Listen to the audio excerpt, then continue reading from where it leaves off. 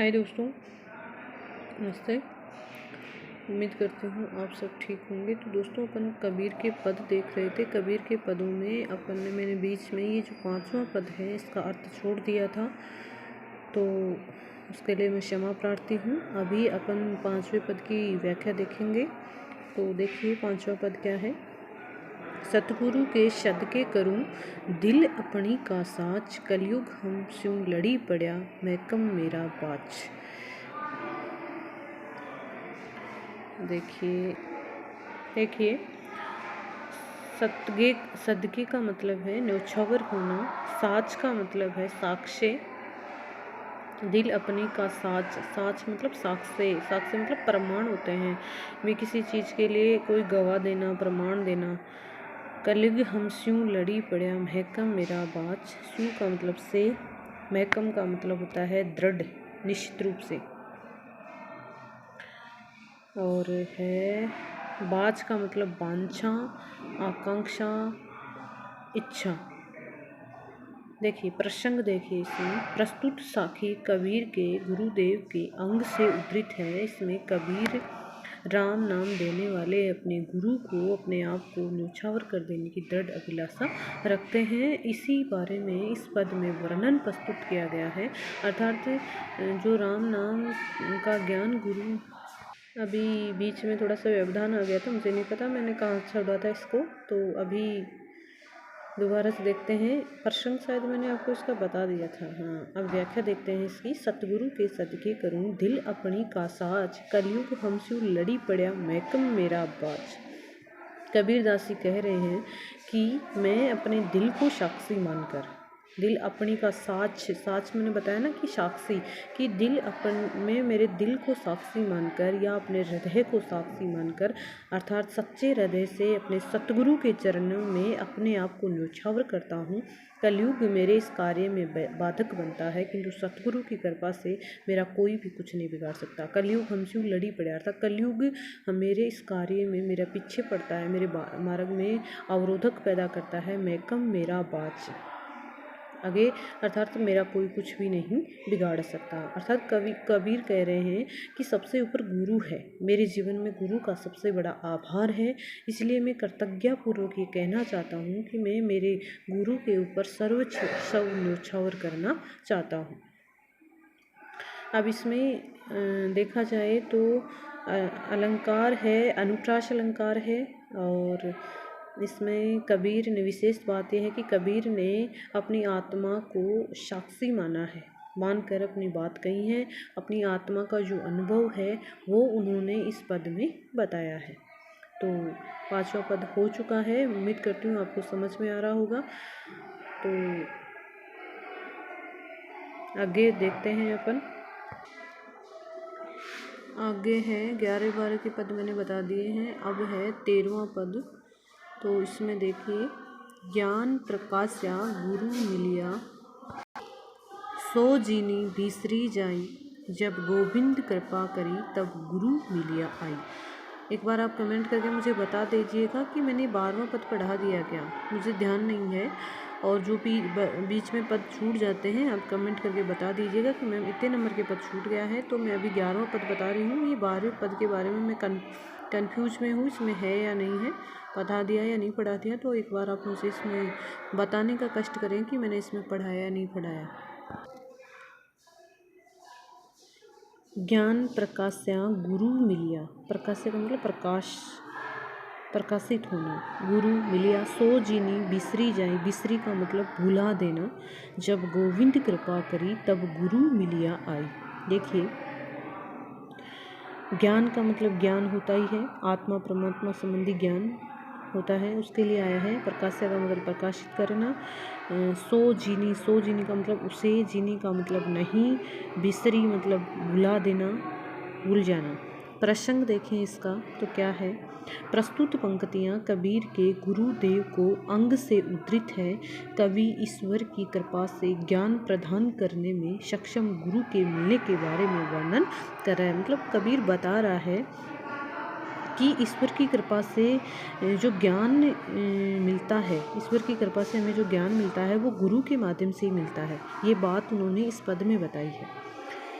तो कबीरदास जी कह रहे हैं, व्याख्या कर रहे हैं, कबीरदास जी कहते हैं कि सतगुरु के मिलने पर ही मुझे ज्ञान प्राप्त हुआ है और अब यही प्रयत्न करना है कि मैं उन गुरु और उनके द्वारा दिए गए ज्ञान को भूल न जाऊँ। ज्ञान प्रकाश्य गुरु मिला कि कबीरदास जी कह रहे हैं कि सतगुरु के मिलने पर ही मुझे ज्ञान प्राप्त हुआ है, सो जिनी बिसरी जाई। अब यह मैं प्रयत्न कर रहा हूँ कि मैं उन गुरु और उनके द्वारा दिए हुए ज्ञान को भूल नहीं जाऊँ। जब गोविंद कृपा करी तब गुरु मिलिया आई। कवि कह रहे हैं कि भूल न जाऊँ, गुरु का आभार मानूं और उनके द्वारा प्रदत्त ज्ञान पर मैं अमल करता हूँ। अर्थात मेरे गुरु ने मुझे जो ज्ञान दिया है मैं उसके बारे में उनके ऊपर, उन्होंने मेरे ऊपर जो ज्ञान मुझे दिया है मैं उनका मतलब एक तरह से अमल करता हूँ। उस ज्ञान को मेरे व्यवहार में मैं अपनाता हूँ, मेरे जीवन में मैं अपना रहा हूँ। सच्चा गुरु तो गोविंद की कृपा से ही प्राप्त हुआ है। ईश्वर ने कृपा करके मुझे सतगुरु दिया है, अर्थात सतगुरु मुझे तभी मिला है जब भगवान ने मेरे ऊपर दया की है, और अगर प्रभु भगवान मेरे ऊपर दया नहीं करते तो मुझे गुरु नहीं मिलता। अब देखिए इसमें, अर्थात इसमें कह रहा है कबीर की ज्ञान है वो सच्चे गुरु से ही प्राप्त होता है। एक योग्य गुरु जो है वो ईश्वर की कृपा से ही मिलता है। ऐसे कहते हैं ना, ये कहावत है कि बिना गुरु होई न ज्ञान, ये कहावत है कि बिना गुरु के ज्ञान नहीं मिलता है। तो ये बात उन्होंने कबीर ने इस साखी में बताई है। अब है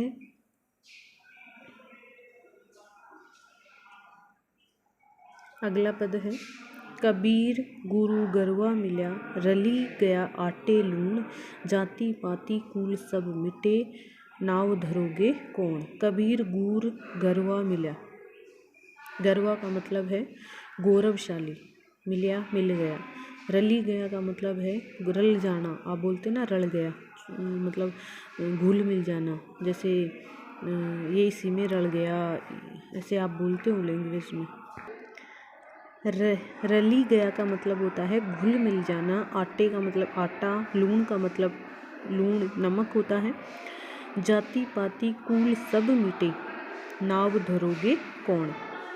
देखिए इसमें कबीर प्रसंग देखें तो कबीर प्रस्तुत जो साखी है वो कबीर के गुरुदेव के अंग से अवतरित है, ली गई है। इसमें कबीर ने ये बताया है कि गौरवशाली जो गुरु होता है वो अपने जीवन में जब आता है तो उनके प्रभाव से हमारे जीवन में क्या परिवर्तन होता है उसके बारे में यहाँ बताया है कबीर ने। कबीर कह रहे हैं कि उस गुरु की वजह से ही हमारे जीवन में जो कमियाँ हैं वो मिट जाती है। आगे कह रहे हैं कबीर, इसकी व्याख्या देखते हैं। कबीर कह रहे हैं कबीर गुरु गरवा मिला, कि कबीरदास जी कह रहे हैं कि मुझे गौरवशाली गुरु मिले हैं और उनकी कृपा से ही मैं रली गया आटे लूण, कि उनकी कृपा से ही मैं ईश्वर से उस प्रकार घुल मिल गया हूँ जिस प्रकार आटे में नमक घुल जाता है।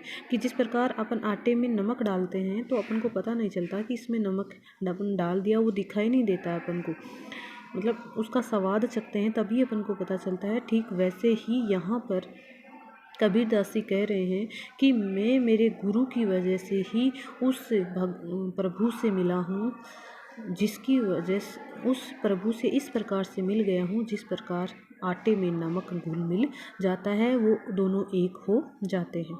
जब गोविंद कृपा जाति पाति कुल सब मिटे, नाव धरोगे कौन। आगे कबीरदास जी कह रहे हैं कि नमक आटे में मिलने के बाद में अपना जो स्वतंत्र अस्तित्व होता है, जो उसकी पहचान होती है, वो खो देता है। ठीक वैसे ही ईश्वर से घुलने की वजह से मेरी जो जाति पाति थी, मेरा जो बंधन था, मेरा जो कुल था, वो अपने आप ही समाप्त हो गए। अर्थात मेरी जो जाति है वो अब ईश्वर की जाति हो गई है। मेरी जो जाति पाति का ईश्वर की जाति पाति से अभेद हो गया है। ईश्वर के साथ मिलने पर मेरी स्वयं की पहचान, मेरी आपा ही नहीं रहा, मेरी जाति, मेरा नाम आदि सब कैसे रह सकते हैं। अर्थात मेरा जो भी धर्म है, मेरे जो भी मनोभाव है, वो प्रभु के साथ में जुड़ गए हैं। अब अर्थात जिस प्रकार है ना आटे में नमक मिल जाता है उसका पता नहीं चलता, ठीक वैसे ही मेरे मन में गोविंद समा गए हैं। और अब मेरी जो जाति पाति है, मुझे इस संसार में जन्म मरण का चक्कर है, मेरी क्या जाति है, इन सबसे मुझे कोई फ़र्क नहीं पड़ता है। अर्थात कबीर यहाँ पे बता रहे हैं कि ईश्वर कृपा से मुझे योग्य गुरु की प्राप्ति हुई है और गुरु के प्रभाव से ही मैं ईश्वर से घुल मिल पाया हूँ, मेरा अपनापन मिट गया। और इसमें अगर देखा जाए, अपन बात करें तो इसमें उपमा अलंकार भी है। और उपमा अलंकार कैसे कि आटे और नमक को एक उपमान के रूप में यह प्रस्तुत किया है। दूसरा यहाँ पर अनुप्रास अलंकार भी है और भाषा इसकी सदुकड़ी भाषा है। तो ये है आपका 14वां पद। आगे है अगला पद है 15वां पद। जाका गुरु भी अंधला चेला खरा निरंद अंधा अंधा ठेलिया दून्यू कूप पड़ंद। ये दुआ वो है कि जैसे पहले अपन अब इसके कठिन शब्द देखते हैं। अंधला, जाका गुरु भी अंधला, अंधला का मतलब होता है अंधा या अज्ञानी। चेला शिष्य, खरा पूर्णतया, निरंद अंधा, ज्ञानी अज्ञानी महाज्ञानी। और अंधा अंधा ठेलिया, ठेलिया का मतलब होता है ढकेलना। दून्यू दोनों, कूप भवकूप, कूप का मतलब होता है कुआं। अब देखिए प्रस्तुत जो साखी प्रसंग अपन देखें इसका, तो प्रस्तुत जो साखी है वो कबीर के गुरुदेव के अंग से ली गई है। इसमें कबीर बता रहे हैं कि गुरु का है ना इस संसार में ज्ञानी होना बहुत ज़रूरी है, तभी और शिष्य का भी समझदार होना ज़रूरी है। ऐसा होने पर ही शिष्य को लाभ होता है। अगर शिष्य समझदार नहीं है, गुरु ज्ञानी नहीं है, शिष्य समझदार है, गुरु ज्ञानी नहीं है, तब भी लाभ नहीं हो सकता। और जब गुरु ज्ञानी है, शिष्य समझदार नहीं है, तब भी लाभ नहीं हो सकता। वही बात कबीर ने इस पद में बताई है। देखिए कबीर कह रहे हैं, जाका गुरु भी अंधला खेला गरा निरंद अंधा अंधा ठेलिया दून्यू कूप पड़ंद। कवि कह रहा है कि जिस व्यक्ति का गुरु अज्ञानी है, अंधला का मतलब अज्ञानी, अंधा है, कि जिस व्यक्ति का गुरु अज्ञानी है उसका शिष्य ज्ञानी कभी नहीं हो सकता, वह और भी अज्ञानी ही होगा। इस प्रकार अंधा अंधा ठेलिया, इस प्रकार अंधा अंधे को ही ठेलेगा। अंधा व्यक्ति अंधे को ही लूटने की कोशिश करेगा तो दोनों कूप में गिरेंगे। कि अगर अंधा व्यक्ति अंधे के पास ही जाएगा तो वो दोनों कुएं में गिरेंगे, क्योंकि वो दोनों ही अंधे हैं, उनको दिखाई नहीं दे रहा है, वो कुएं में जाकर गिरेंगे। अर्थात कबीर यहाँ कहना चाहता है कि गुरु के ज्ञानी न होने से शिष्य को ज्ञान प्राप्ति असंभव है। कि अगर गुरु को ज्ञान ही नहीं है और उसको अपन गुरु बना लेते हैं तो अपन को ज्ञान कहाँ से देगा। तो इस संसार में गुरु वही बन सकता है जिसके पास ज्ञान हो। आगे कवि कह रहे हैं, ज्ञान बिना दोनों भवकूप में पड़े रहेंगे। भवकूप मतलब संसार रूपी कुएं में गिरे रहेंगे। कि एक इस संसार को कबीर ने इस पद में कुएं के समान बताया है। उनका मानना है कि ये संसार कुएं के समान है और अगर गुरु को ज्ञान नहीं है तो शिष्य और गुरु इस संसार रूपी कुएं में दोनों गिरेंगे। दोनों का ही संसार से उद्धार नहीं हो सकता है, उनको इस संसार से जन्म मरण के चक्कर से छुटकारा नहीं मिल सकता। ये बात कबीर ने इस पद के अंतर्गत बताई है। और उन्होंने आगे कहा है कि गुरु को सबसे बड़ा उन्होंने महत्व दिया है और ये कहना चाहते हैं कि गुरु ज्ञानी होना चाहिए। व्यक्ति को एक योग्य गुरु ही खोजना चाहिए, जिस व्यक्ति को ज्ञान हो उसी को गुरु बनाना चाहिए। ये है इसमें जो भाषा है वो लाक्षणिकता का इसमें प्रयोग किया गया है। और अज्ञानी गुरु के बारे में बताया गया है कि अज्ञानी गुरु किसी भी व्यक्ति का भला नहीं कर सकता है। तो ये बात इसमें कबीर ने बताई है। और एक विशेष बात कबीर ने ये बताई है कि ये संसार को उन्होंने कुएं के समान बताया है, कि संसार रूपी कुआं, कि इसमें इस कुएं से अपन को एक ज्ञानी गुरु ही बाहर निकाल सकता है और कोई ही नहीं निकाल सकता। अगला पद है, ना गुरु मिला ना शीस बया लालच खेल्या ढाव दून्यू बूढ़े धार में चढ़ी पाथर की नाव। देखिए, ना गुरु मिला ना शीस बया, शीस का मतलब है शिष्य, शिष्य मतलब चेला। लालच खेल्या ढाव, ढाव का मतलब होता है दाव, दाव खेलना। दून्यू बूढ़े धार में, दून्यू का मतलब दोनों ही, बूढ़े का मतलब है डूब जाना, धार चढ़ी पत्थर की नाव। पत्थर का मतलब है पत्थर। तो अब इसमें प्रसंग देखें तो ये है कि प्रस्तुत जो साखी है वो कबीर के गुरुदेव को अंग से ली गई है। एक योग्य गुरु, इसमें बताया है कबीर ने कि योग्य निष्ठावान शिष्य को कबीर बहुत ही महत्वपूर्ण मानते हैं। गुरु जो है वो उसी शिष्य को अपनाता है जो ईमानदार है, कर्तव्य प्राणी है। ऐसे गुरु शिष्य न हो तो दोनों का पतन होता है। इस बारे में ही कबीर ने इसमें बताया है। कबीर कह रहे हैं या कवि कह रहे हैं, ना गुरु मिला ना शीस बया, कि यदि योग्य गुरु नहीं हो और शिष्य भी गुरु के प्रति न तो निष्ठा रखने वाला है और ना ही जिज्ञासु हो, तब दोनों दिखावे से पूर्ण व्यवहार करते हैं। कि गुरु के पास ज्ञान नहीं है और शिष्य भी अच्छा नहीं है, दोनों गुरु और शिष्य बने हुए हैं, तो फिर वहाँ पर सिर्फ और सिर्फ दिखावा होता है और कुछ भी नहीं होता है। दोनों जो है अपना अपना स्वार्थ पूरा करने के लिए अपनी अपनी चाल चलते रहते हैं। शिष्य अपना स्वार्थ पूरा करते हैं, गुरु अपना स्वार्थ पूरा करता है। अब उनकी जो नैया होती है वो कैसे आगे चलती है, देखिए। दूनी बूढ़ेदार में चढ़ी पत्थर की नाव, कि पत्थर की नाव पर सवार होकर यदि कोई नदी की धारा को पार करना चाहता है तो वो दोनों ही डूबेंगे। अर्थात ऐसे गुरु शिष्य एक पत्थर की नाव के समान होते हैं कि वो नाव कभी भी अपन को समुद्र पार नहीं करवा सकती, और उसमें इस संसार रूपी सागर को पत्थर की नाव से पार नहीं किया जा सकता, ना ही उस नाव से अपना उद्धार हो सकता है। अर्थात भाव ये है कि गुरु योग्य नहीं होगा तो वह महत्व प्राप्त करने के लालच में शिष्यों की संख्या बढ़ाने, धन मान पाने के लिए चाल चलता रहता है कि मेरे पास इतने शिष्य आ जाएं, इससे मेरे पास इतना पैसा आ जाएगा, जिससे मेरी आमदनी बढ़ेगी, ऐसे चाल चलता रहता है। एक योग्य जो गुरु होता है वो ऐसी चाल नहीं चलता है। और शिष्य भी है, वो गुरु का शिष्य कहलाकर संतों में अपनी गणना करवाना चाहता है। शिष्य को क्या लालच रहता है कि अगर मैं गुरु का शिष्य बन जाऊंगा तो मेरी जो गिनती है इस संसार के संतों में होने लग जाएगी।